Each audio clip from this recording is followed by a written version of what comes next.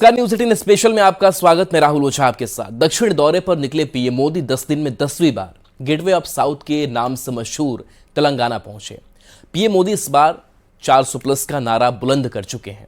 PM के इस नारे को दक्षिण की 129 सीटें हकीकत में तब्दील कर सकती हैं। इसलिए प्रधानमंत्री साउथ के 5 राज्यों में बम्पर जीत हासिल करने के लिए धुआंधार रैली, रोड शो और जनसभाएं कर रहे हैं।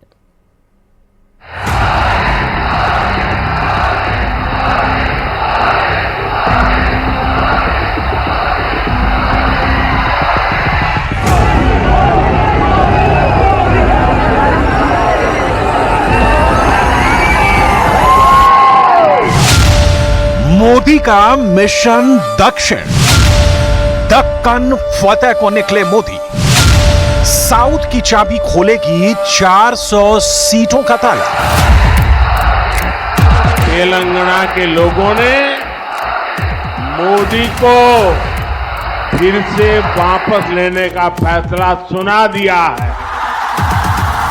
तेलंगाना भी कह रहा है, तीसरी बार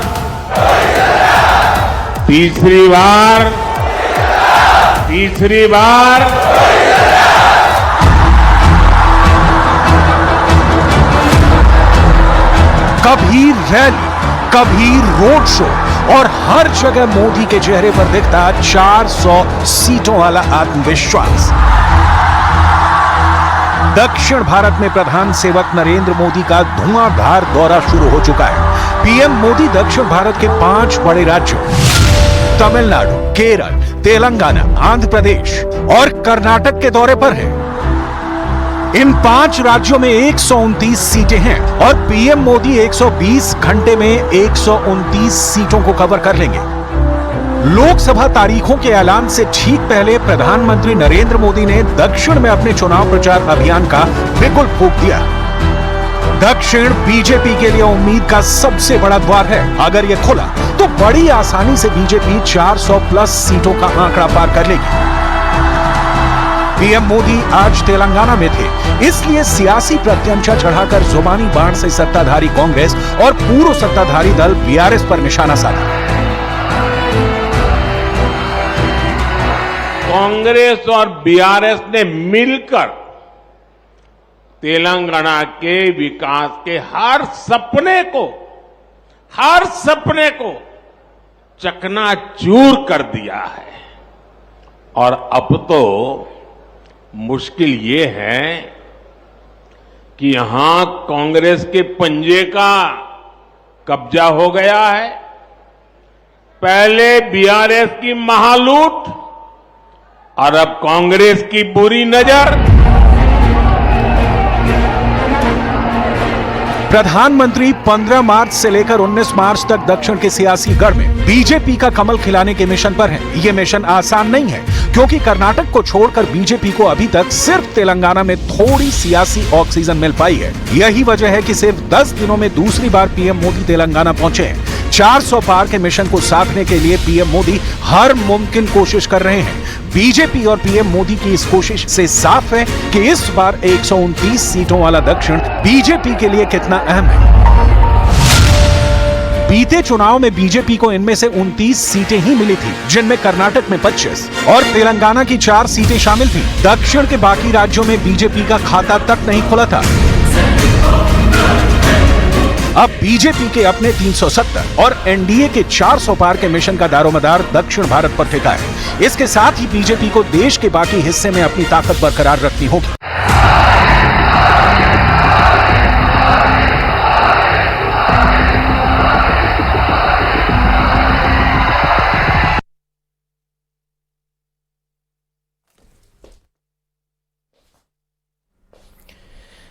तो पटना में 3 मार्च को आरजेडी अध्यक्ष लालू प्रसाद ने पीएम मोदी के परिवार पर सवाल खड़ा किया। पहले तो पीएम ने चुनावी रैलियों में इसका जवाब दिया, फिर बीजेपी ने नारा दिया और अब इसे पार्टी ने स्लोगन ही बना दिया है। बीजेपी की ओर से मैं मोदी का परिवार हूं थीम पर गीत लॉन्च किया गया है, जिसके जरिए बीजेपी केंद्र की सत्ता में हैट्रिक लगाने की कोशिश में है। रिपोर्ट देखिए।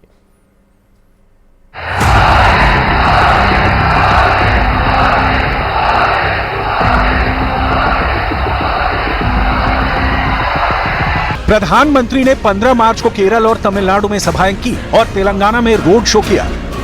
16 मार्च को पीएम ने तेलंगाना के नगर कुर्नूल में रैली की और जनता के सामने अपने 10 सालों का लेखा जोखा दिया। लेकिन पिछले 10 वर्षों में पहली बार गरीब परिवारों के बैंक अकाउंट खुले, पहली बार करोड़ों गरीबों को पक्के मकान का सुख मिला, पहली बार गरीब को टॉयलेट, नल से जल, बिजली का कनेक्शन, मुफ्त वैक्सीनेशन, ऐसी अनेक सुविधाएं गरीब के घर तक पहुंची। पहली बार लाखों गांवों ने रात में बिजली का उजाला देखा। 2024 में बीजेपी को अपना प्रदर्शन कितना बेहतर करना होगा साउथ में, इसे समझने के लिए 2019 के चुनावी नतीजे समझिए। पीएम ने केरल से अपनी मिशन साउथ की शुरुआत की, उसके बाद तमिलनाडु गए। तमिलनाडु में लोकसभा की 39 सीटें हैं। 2019 के चुनाव में बीजेपी को एक भी सीट नहीं मिली थी, वहीं वोट भी सिर्फ 4% मिले थे। केरल में 20 सीटें हैं, यहां भी बीजेपी का खाता नहीं खुला, लेकिन वोट 13% है। तेलंगाना में लोकसभा की 17 सीटें हैं, यहां बीजेपी के हिस्से में 4 सीटें आई और वोट भी 20% मिले थे। आंध्र प्रदेश में 25 लोकसभा सीटें हैं। 2019 में बीजेपी को एक भी सीट नहीं मिली और वोट भी सिर्फ 1% था। यानी साउथ के सभी राज्यों में सबसे खराब प्रदर्शन बीजेपी का आंध्र प्रदेश में रहा। लेकिन कर्नाटक में 28 लोकसभा सीटों में से 25 सीटें जीतकर 2019 में बीजेपी ने आंध्र, केरल और तमिलनाडु की कसर पूरी कर दी। लेकिन इस बार तो पीएम मोदी ने टारगेट ही 400 प्लस का रखा है और इसके लिए जीरो से काम नहीं चलेगा। सीटों के नंबर बढ़ाने होंगे और सीटों के नंबर तभी बढ़ेंगे जब वोट बढ़ेंगे। अब हम दक्षिण के 5 राज्यों में सभी पार्टियों की स्थिति सिलसिलेवार तरीके से दिखाते हैं।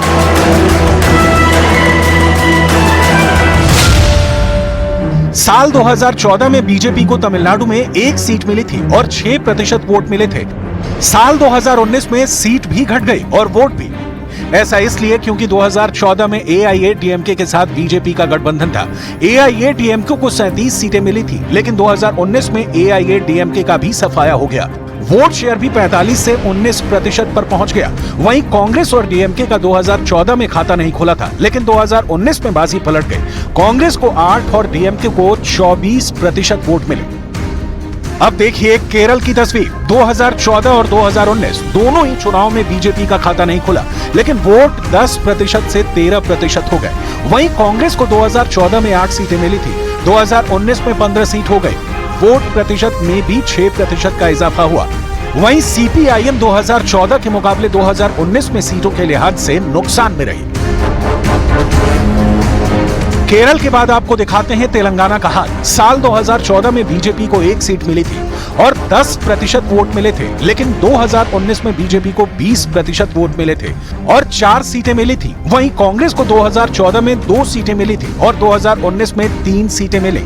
वोट भी 5% बढ़ गए। इस बार तो विधानसभा चुनाव में भी कांग्रेस ने जीत हासिल की है, तो उसे तेलंगाना से इस बार ज्यादा ही उम्मीद है।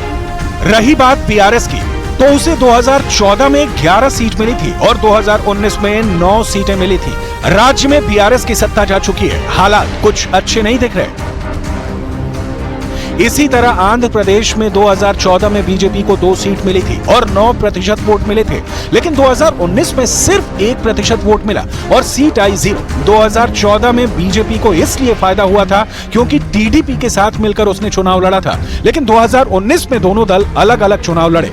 दोनों को नुकसान हुआ। टीडीपी 15 सीट से 3 सीट पर खिसक गई, हालांकि उसका वोट 11% बढ़ा। वहीं कांग्रेस की हालत लगातार खराब हो रही है।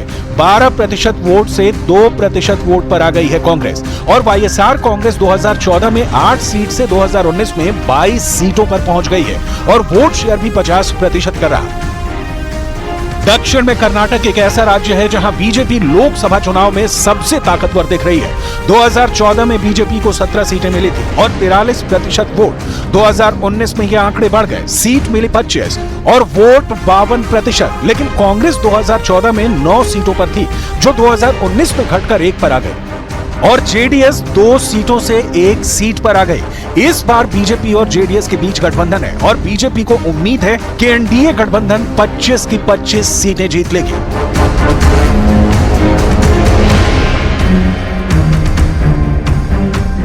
प्रधानमंत्री 17 मार्च को आंध्र प्रदेश में तेलुगु देशम बीजेपी जनसेना की संयुक्त रैली को संबोधित करेंगे। आंध्र प्रदेश में एनडीए की रैली को राज्य में सत्तारूढ़ वाईएसआरसीपी के खिलाफ 3 दलों के शक्ति प्रदर्शन के रूप में देखा जा रहा है। मोदी 18 मार्च को तेलंगाना के जगतिया और कर्नाटक के शिमोगा में रैलियों को संबोधित कर सकते हैं और तमिलनाडु के कोयम्बटूर में रोड शो करेंगे। मोदी केरल के पलक्कड़ में भी एक रोड शो करेंगे और 19 मार्च को तमिलनाडु के सलेम में एक रैली को संबोधित करेंगे।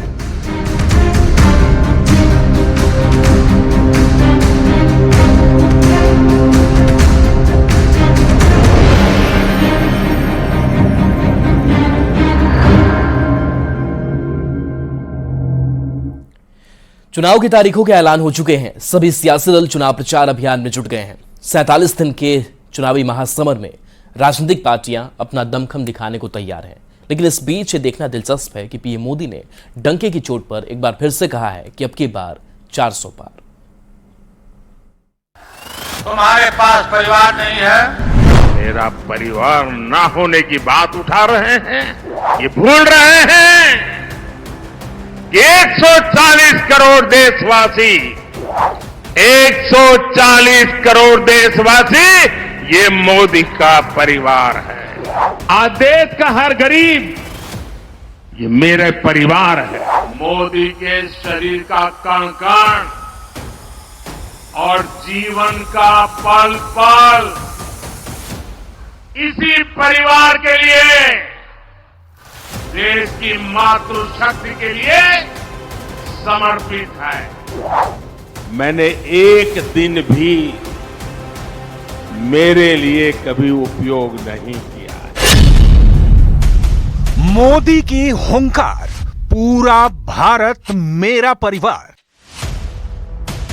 अगर मैंने कुछ किया है, अगर मैं जिया हूं, अगर मैं दिन रात काम करता रहा हूं, तो वो सिर्फ और सिर्फ मेरे 140 करोड़ परिवारजनों के लिए। इसलिए मोदी की गारंटी का मतलब होता है गारंटी पूरी होने की गारंटी। चुनावी दंगल में गूंज रहा मैं मोदी का परिवार हूं। मैं मोदी का परिवार हूँ, मैं मोदी का परिवार हूँ, मैं मोदी का परिवार हूँ, मैं मोदी का परिवार हूँ।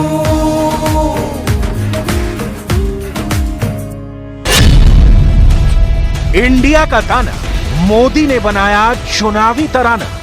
तुम्हारे पास परिवार नहीं है।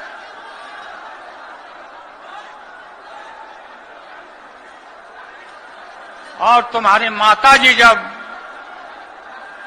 और तुम हिंदू भी नहीं है। 19 में चौकीदार, 24 में परिवार। मोदी लहर सबसे जोरदार। मोदी की गारंटी का मतलब होता है गारंटी पूरी होने की गारंटी। जब मोदी कहता है कि आर्टिकल 370 को खत्म किया जाएगा, तो ये होकर रहता है। जब मोदी कहता है कि रामलला अपने घर आएंगे, तो ये होकर रहता है। जब मोदी कहता है कि हमारी अर्थव्यवस्था मजबूत होगी तो भारत दुनिया की सबसे तेज गति से बढ़ने वाली अर्थव्यवस्था बन जाता है।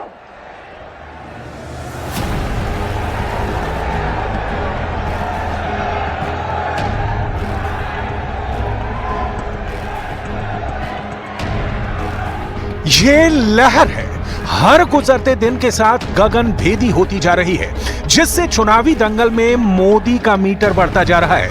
उनके सामने तमाम विरोधियों का कद घटता जा रहा है, लेकिन मोदी हैं कि लकीर को बड़ी ही करते जा रहे हैं। मोदी ने बहुत बड़ा फासला बना लिया है, जो विरोधियों से आगे तक निकल चुके हैं, क्योंकि मोदी ने एक ऐसा दांव चला है जिसकी काट तो छोड़िए, काट की सोचने की भी शक्ति शायद किसी में हो। नरेंद्र मोदी ने खुद पर किए गए हमले को ऐसा अचूक ब्रह्मास्त्र बना लिया है जिसकी किसी ने कल्पना नहीं की थी। मोदी ने पूरे भारत को परिवार बता दिया है।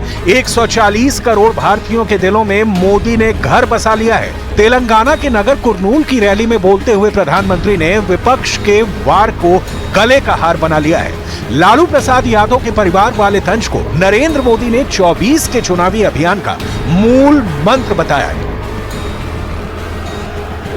जब मोदी कहता है कि आर्टिकल 370 को खत्म किया जाएगा तो ये होकर रहता है। जब मोदी कहता है कि रामलला अपने घर आएंगे तो ये होकर रहता है। जब मोदी कहता है कि हमारी अर्थव्यवस्था मजबूत होगी तो भारत दुनिया की सबसे तेज गति से बढ़ने वाली अर्थव्यवस्था बन जाता है।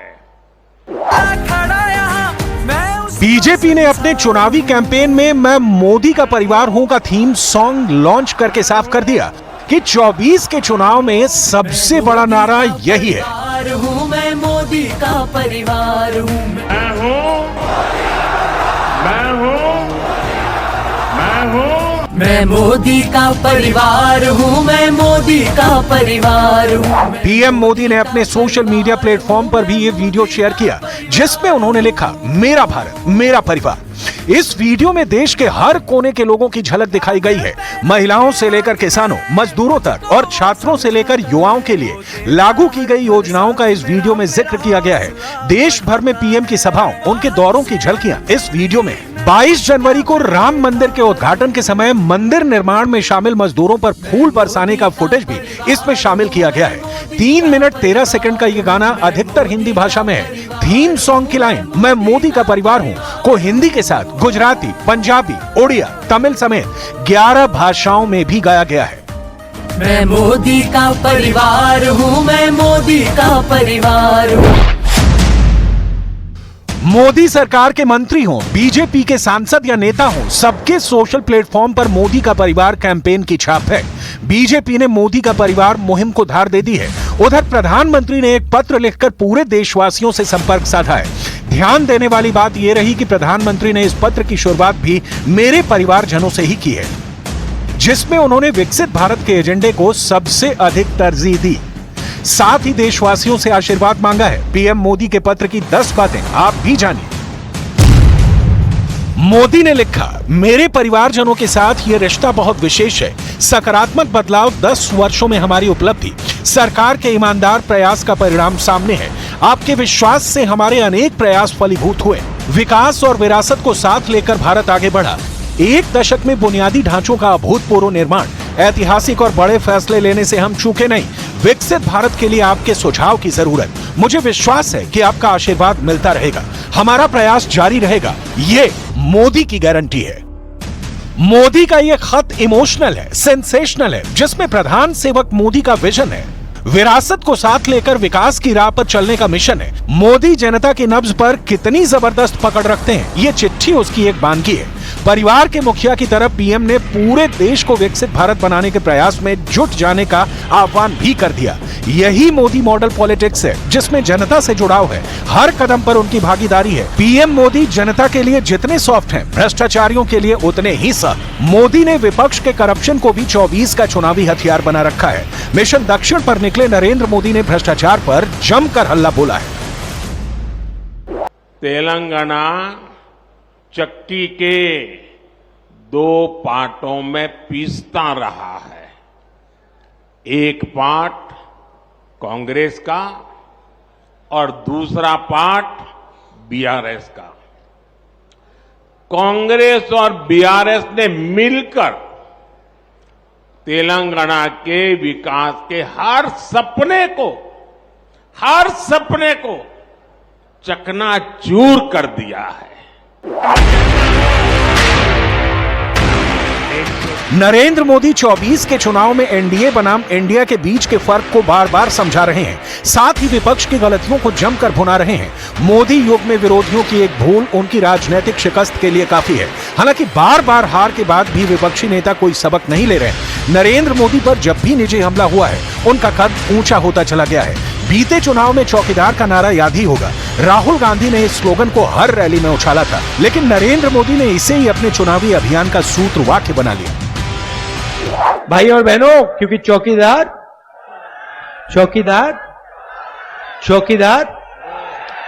that he is the best leader according to my opinion and yes मैं भी चौकीदार हूँ। हाँ मैं भी चौकीदार हूँ। हाँ मैं भी चौकीदार हूँ। तो हाँ मैं भी चौकीदार हूँ। हम चौकीदार भी हैं, हम भागीदार भी हैं, लेकिन हम आपकी तरह सौदागर नहीं है, ठेकेदार नहीं।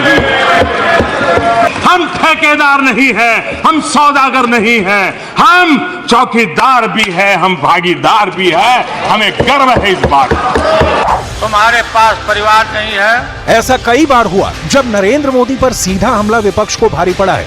2 फरवरी 2014 को कांग्रेस अध्यक्ष सोनिया गांधी ने कर्नाटक की जनसभा में मोदी को जहर की खेती करने वाला बताया था। 14 के चुनाव से पहले ही मणिशंकर अय्यर ने भी मोदी के लिए चाय वाले शब्द का प्रयोग किया था। इन्हीं मणिशंकर अय्यर ने 2017 के गुजरात विधानसभा चुनाव में नरेंद्र मोदी को नीच किस्म का आदमी कहकर संबोधित किया था।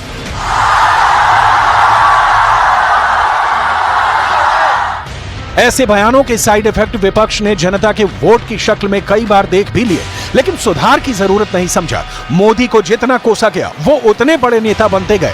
मोदी के परिवार के बारे में जुमला छोड़ना भी उस कड़ी का हिस्सा भर है। 24 के चुनाव में मोदी 140 करोड़ देशवासियों को अपने साथ जोड़ने का संकल्प लेकर चल रहे हैं, तो वहीं विपक्ष उसी पुरानी लकीर को पीट रहा है जिसकी कोई मंजिल नहीं। और इस बीच पटना से बड़ी खबर है, जहां पटना में रईसजादे बेलगाम हुए हैं। मौर्या लोक में युवक को स्कॉर्पियो से कुचल दिया है। सरेआम युवक को स्कॉर्पियो से कुचल दिया गया। ट्रैफिक थाने ने स्कॉर्पियो जब्त किया है। सीसीटीवी में तस्वीरें भी कैद हुई हैं। गाड़ी छुड़ाने के लिए पैरवी भी की गई है। तो पटना से यह बड़ी खबर है, जहां मौर्या लोक में युवक को स्कॉर्पियो से कुचला गया है। रईसजादे बेलगाम नजर आए हैं पटना में। सरेआम युवक को स्कॉर्पियो से कुचल दिया गया है। वहीं ट्रैफिक थाने ने स्कॉर्पियो को जब्त कर लिया है और सीसीटीवी में पूरी तस्वीर, पूरी घटना कैद हुई है। गाड़ी छुड़ाने के लिए पैरवी की बात सामने आ रही है। तो पटना से बड़ी खबर है, जहां स्कॉर्पियो से युवक को कुचला गया है। और इस बीच खबर यह भी कि ट्रैफिक थाने ने स्कॉर्पियो को जब्त कर लिया है। वहीं पैरवी भी गाड़ी छुड़ाने के लिए की गई है। पूरी घटना सीसीटीवी कैमरे में कैद हुई है। संजय हमारे साथ जुड़े हैं। संजय, क्या अपडेट है इस मामले को लेकर?